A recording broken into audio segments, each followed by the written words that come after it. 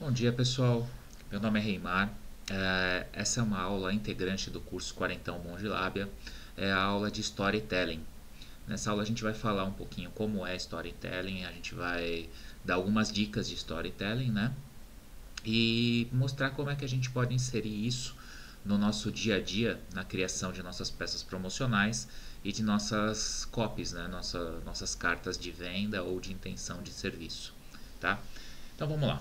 Storytelling é a arte, né, que a gente utiliza para contar histórias que vão ser lembradas.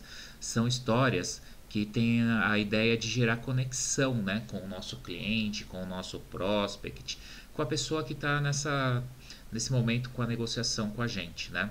É um processo de construção da história fundamental, da apresentação, né, da venda ou serviço. Ele visa gerar essa conexão de forma que a pessoa acabe entrando na história e acabe navegando com você e sentindo o que você sente quando você passa essa ideia, essa conexão para a pessoa, né? É transformar emoção em ação, na ação de contratação ou na ação de compra, depende do seu intuito com o seu storytelling. É, uma boa história, né? O storytelling não, trazendo para o português, para nossa realidade, é uma boa história, né? E o que uma boa história precisa ter? Uma boa história precisa ter para fixar, uma boa história precisa ter para converter, precisa ter para lembrar a pessoa do que você está fazendo. Ela precisa ser prática, ela precisa ser memorável, ela precisa ser tangível e tem que ser razoável. E eu vou explicar agora nos próximos slides o que é cada uma dessas questões, né, que a boa história precisa ter, tá? Na questão de prática, é uma história como a gente sempre ouviu lá naquelas aulinhas de redação, lá atrás na escola, né? É uma história com começo, meio e fim. Ela precisa ter uma lógica, uma sequência, né? Ela precisa incorporar um segmento dentro da nossa cabeça, um segmento lógico que faça com que a gente queira acompanhar aquele percurso, né? Essa história ela tem que ser envolvida sempre de intenção do que você está querendo passar, seja o seu produto ou o seu serviço. Ela não pode ficar só no campo da imaginação, né? Não pode ser só aquela conversa de balcão, de padaria. Ela precisa ter um pouco da intenção da venda do que você está passando para o seu cliente, da venda ou da gestão de um serviço, né? Memorável. Tem que ser lembrada, né, cara? Se não for lembrada, não tem o porquê. O cliente não vai lembrar de você depois na hora da necessidade se a sua história não foi boa, né? Se você não conseguiu transparecer o que o que você precisava para que ele anotasse ali no caderninho mental dele o seu contato, o seu telefone, como chegar até você, de forma a contratar o seu serviço quando houver necessidade. E como que ela pode ser memorável, né? Ela tem que ter um enredo emocional, que crie um vínculo emocional, né? E para ter esse enredo que cria um vínculo emocional, tem algumas âncoras que a gente pode usar. Eu cito aqui no slide 3, mas são muito mais âncoras, tá? Você vai usando essas âncoras conforme a sua conversa vai progredindo com o seu cliente. Porque através da conversa você vai sentir que tipo de âncora vai ser melhor você colocar dentro daquela história, né? Isso quando é ali um tete a tete. Quando for um storytelling escrito, é uma carta de venda, por exemplo, você já tem que alinhar essas âncoras antes, na hora de segmentar o seu storytelling, né? Aí as âncoras que a gente cita aqui são as âncoras de conquista, né? Todo mundo gosta de participar de uma conquista, seja uma conquista própria ou uma conquista de um terceiro que tem ali uma afinidade, né? Que tem uma ligação com você. A questão de medo, mas não medo de você passar o medo para a pessoa, de você dar a sensação de medo na pessoa, né? Mas é mais um medo prevenção, um medo de que a pessoa não precisa passar por aquilo, né? É claro que isso vai amarrando com outros pontos para que ela possa entender, né? E a questão de superação, que é justamente superar esse medo, né? Superar esse problema que teve, a sua própria superação quando você conta a sua história. criar todo aquele ambiente, né, onde a pessoa acaba tendo vontade de estar no seu lugar, né, de trocar de lugar com você para passar por aquela história. Isso é uma história memorável, né? Ela precisa ser tangível. Não adianta você falar, meu, eu sou o cara, o pica das galáxias, né? Que estava caindo um meteoro na Terra, eu fui lá, estilo Superman, dei uma porrada nele e ele destruiu. Isso não é tangível, né? Isso não é real. Então não adianta você viajar muito, não adianta você inventar uma coisa que não vai rolar. Não existe possibilidade de rolar, né? Então, primeira coisa, não inventa, utiliza histórias que realmente você está habituado com ela e histórias reais, né? Coisas que realmente você consegue jogar um enredo em cima, mas que são coisas plausíveis, né? Coisas tangíveis, coisas que não são invencionices, né? Ela precisa andar dentro de um foco de realidade, né? Não pode ser uma coisa viajandona, né? Tem que ser uma coisa que realmente aconteceu. Pelo menos é viável que aconteça, né? Precisa ser razoável, né? Ela entra nessa questão de ser tangível também, porque é preciso crer para entender e gostar, né? A pessoa tem que crer na sua história, ela tem que saber que aquilo tem como ter acontecido, né? Ela tem que entender que aquilo realmente fez uma diferença na sua história, fez uma diferença na história de quem participou daquilo e que aquilo pôde alcançar, que houve uma vitória dentro daquilo tudo, né? Se você não conseguir passar que essa história é razoável, que esse percurso da história pode acontecer, você perdeu todo o resto da conversa, porque você não vai converter nada, tudo virou balela, tudo virou mentira. Então, se você não tiver como amarrar essa história de forma razoável, é melhor voltar para o caderninho e pensar numa outra, tá? Tentar escrever ela de uma forma melhor, de uma forma mais fluida, mais interessante, que tenha mais conexão com a pessoa que está ouvindo, né? E aí a gente vai entrar aqui em alguns formatos que são mais usados para utilização de storytelling, né? Nós temos aqui 4 formatos que são os formatos que a gente vira e mexe e depara com ele, seja em um post de Instagram que a pessoa escreve dessa forma, seja numa manchete de jornal, num documentário, ou livros, né? Livros a gente vê muito isso, e até em campanha política, venda de ingresso para filme, vocês vão sentir como é que esses formatos eles estão na nossa realidade. Então a gente tem notícias, né? É um dos formatos, testemunhos, biografia e ficção. Vamos entrar um a um em cada um para a gente entender melhor? Notícia. A notícia é quando você anuncia uma novidade e as pessoas ouvem, né? Porque a gente gosta de ter uma novidade, a gente gosta de ser o primeiro na fila do pãozinho, né? A ter aquela coisa fresquinha, ser o primeiro a entender aquilo que está chegando, né? Então, quando você conta um storytelling no estilo de notícia, as pessoas gostam de estar ali, de ser um dos primeiros para poder ouvir e entender o que você está falando, né? Próximo. Testemunho. Gente, testemunho é uma ferramenta muito boa no storytelling, porque o testemunho pode ser seu, como pode ser de terceiros, né? Pode ser um testemunho seu de uma superação que você teve, pode ser um testemunho de alguém que teve um relacionamento comercial com você e deu muito bom o resultado, né? Então são ferramentas que a gente pode utilizar muito bem no storytelling. E em pesquisa, inclusive um livro que eu li sobre storytelling, né?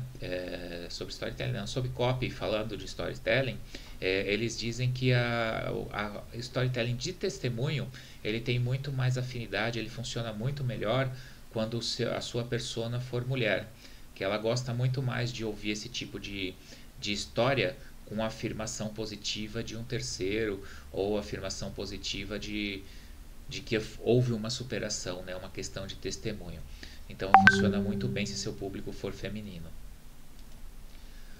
Outro tipo, biografias, né? Até coloquei a foto do Kennedy aí porque biografia, o que você fez, né?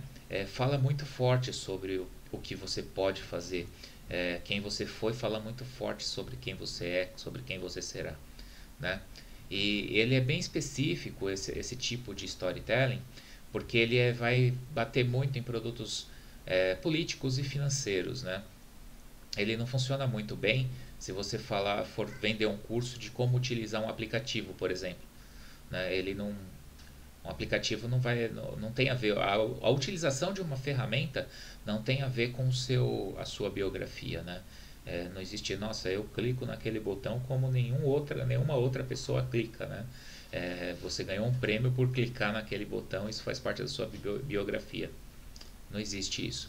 Então ela entra muito na questão de financeiro, porque conquistas, né? Principalmente quem ensina educação financeira, usa muito as suas próprias conquistas como o storytelling da sua carta de venda, né? Justamente porque a biografia da pessoa está influenciando demais nessa questão, né? E político usa demais isso daí em campanha, até fora de campanha. É uma arma muito boa para quando você tenta fazer convencimento, principalmente convencimento de massas, né? Que mais que diz aqui? Realmente, ó, como eu coloquei aqui no slide, a diferença entre a opção anterior é que você trabalha com as suas conquistas, né, durante toda a campanha. E essa riqueza de detalhe das suas conquistas faz com que pulverize a ação para cima das pessoas que estão ouvindo, dos seus ouvintes, das suas personas, né? Por isso que ela é muito efetiva, como eu falei, na questão de educação financeira e na política. Ficção. A ficção é um elemento meio arriscado, né? Por que a gente diz que é meio arriscado? Porque você tem que mesclar com a realidade para ter um convencimento como carta de venda, como storytelling, né? Então, se você errar um pouquinho a mão, você pode perder a venda e pode perder aí o seu cliente, né? Então, tem que tomar cuidado quando você vai contar uma história. Um bom exemplo de storytelling de ficção que funcionou bem foi acho que foi começo, não, foi meio de 2018, quando a Empíricos foi lançada e eles fizeram a carta ao fim do Brasil, que era uma analogia com a questão do mercado, o começo da disparada do dólar, a questão do Brasil está sendo loteado, né, e está perdendo muita margem na bolsa. E essa analogia ela foi arriscada, né? Porque dizia do final, de acabar um país, né? Em detrimento à educação financeira que a gente não tinha, né? Não é que a gente tinha, que a gente não tinha mesmo. E continua não tendo, né? A grande massa não tem educação financeira. Mas é uma questão que eles ficaram bem ali na margem, né? Podia dar muito certo e podia dar muito errado. Acabou dando certo, tanto é que a Empíricos hoje é uma força gigante aí em educação financeira, né? Muita gente faz curso na Empíricos para entrar no mercado financeiro ou para continuar ou para melhorar os seus recursos, né? E essa narrativa de ficção, ela também é muito usada, a gente vê isso muito no nosso dia a dia, na TV, né, para assistir uma série, no cinema, para decidir assistir um filme, porque eles fazem uma ficção da ficção nesse momento, né, para te passar